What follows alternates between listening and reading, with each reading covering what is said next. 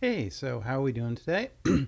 And we're getting close to NAB, so I figured I'd want to bring up a few things. First, cameras. I mean, it was kind of interesting that Sony has announced that they're not really going to be coming out with any new cameras. We've got some firmware updates to improve their existing products, which I think anyone who owns one of those cameras is going to be happy with.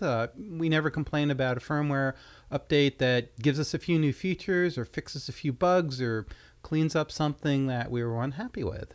But of course, the thing that we hate, especially as someone who actually owns a couple cameras, is that when you buy that camera, you want to make your money out of it and have some life to it. And when you see your camera become next to worthless or drop in value 50% in a year, sometimes less, that's it's really kind of disheartening and disencouraging to sink some significant money into a more expensive camera, basically anything over 10 grand, because even if you work a lot, it's still not a very good payback period. I mean, yeah, you could pay it back in a year, but that isn't the point. The point is to be this silly thing called profitable.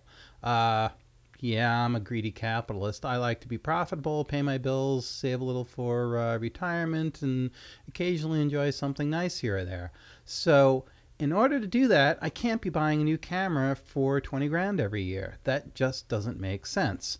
So you have to pick and choose wisely. You have to think and look at what makes sense for you. Can I pay it back quickly? Do I get work from it? Or am I going to lose work because it's not the one that producers or networks or your local market likes? You know, there are certain cameras that were banned from use to add a network. And so, of course, even though I like the camera, I like the features, I like the price point, I couldn't buy that camera because the network would tell me no. In fact, that would get me off their call list. So there are other economic and other factors that are involved with the decision to purchase a camera. So the fact that Sony decided no new cameras this year, I'm like, yes, thank you. We already have so many great cameras. I mean, what else do we need beyond 4K? All right, great. I know you want 6K. Canon's going to show 8K in a working prototype. That's great. And I think we're going to see a C500 Mark II that'll probably do 6K off an 8K sensor. So they're probably going to do something along those lines. So my C300 investment is perfectly safe right now because it continues to be a workhorse camera. The networks like it, TV programming likes it, so I don't have a problem with this camera and getting work. Ditto several Sony models. So let's change the subject. We'll obviously see a round of new software updates, which will all be interesting and cool. Well and great. Again, I think we need to look at those things too in terms of not just price, but stability. For example, I've had some really horrendous problems with some of my editing software where it works great on one machine, perfectly reliable, and on my other it's just crashing, and I've done everything imaginable. Reinstalled applications, reinstalled the operating system, reformatted. I've done absolutely everything imaginable, and I sort of have stability back, but it still works better on my other machines. So I think that if we're going to look at any trends in software this year, it's not so much a bazillion new features, even 2 or 3 killer features. I need reliability. I need format support, that whatever camera I'm shooting with or footage that gets handed to me, I can edit with and work natively with, as long as that's reasonably appropriate. And I need reliability. It's going to open up. It's not going to crash. It's not going to say, I don't like this media. It's going to be well behaved. And even when it encounters an error, it's not like, well, there's an error in your XML, I'm done. No. Go past the error, recover from it, go on and open the project up. It's that sort of reliability that I need in my tools to get work done, get it done on time, not be up till 3 or 4 in the morning working around workarounds for workarounds, and going through all sorts of crazy gymnastics in order to get basic work done. Whether you're moving stuff around between your NLE, your color grading app, your compositing app, regardless of the tools you pick or choose, they should all play nice together. So that's my little rant. Now, something also related to NAB is, of course, everybody wants us to spend money, and there are a couple of companies out there that sell the tiny little gizmos that are not glamorous but are essential to our lives, and these are various format converter boxes. Regardless of what they do, HDMI, SDI, fiber, VGA, whatever. So if you guys have been watching, over the last 2 years probably, there has been a proliferation of much cheaper adapter boxes out there on the internet. Now, the question is, are they any good? So let's take a look at a couple that I just bought. Now, I do own name brand adapters and I like them. They're bulletproof, but sometimes if I'm doing a job, I can't justify $400 for an adapter. Especially if it's going to be like a one-time use and it's going to go back into the back of one of my gear cases, and maybe 2 years from now I'm going to pull it out and use it again, maybe. Here is a generic SDI DA. It's 1 in, 4 out. Will run on anything from 5 to 30 volts, which is pretty impressive.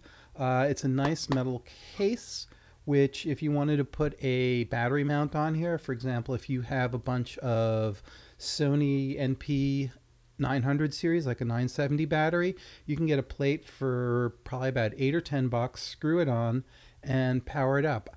Now, I've done this before. I'd actually use a power adapter and run it in here, so you could run this on AC or the battery, but you could set this up and run it on battery. It'd be happy. This adapter, SDI 3G, it's been totally happy with absolutely anything I've thrown at it. So I like this adapter. It was about $60, $70. I like it. Next, this one's a little bit of an oddball. It's a little bit unique. It is SDI to VGA. And of course, what am I doing with VGA? I'm driving an old projector, and there are the projectors that are in the venue for this job. I can't change that, so I needed to get this adapter to get the job done. So what do I think? Well, it was cheap. It was cheap. Does it work? Yes. So here's the big limitation that I found with it, because we all remember we test our gear, right? Test, test, test. Before you take a piece of gear out on the job, it really only seems to like an interlace signal, and specifically 5994. Well, so if you've got your whole production running on 24 or 30p, 30p is certainly good for web streaming. This little adapter doohickey just changed that. It's really only happy with that 5994 interlace signal, not P. It just freaks out when you feed it P. So now you have to figure out, well, in order to use this cheap adapter, do I need to convert my 2997P to 5994I? Or am I going to just run everything at 599I, and maybe I can feed PSF out of the cameras to get progressive from them?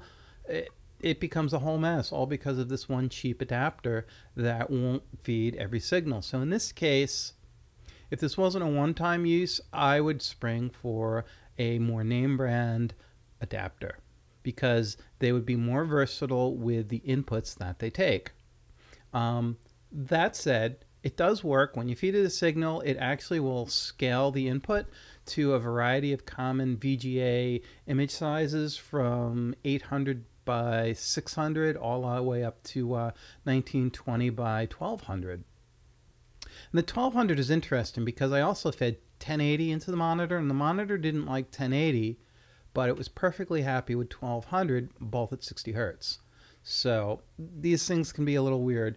It's really simple to operate. There's a button on it right here. Oops, there it is.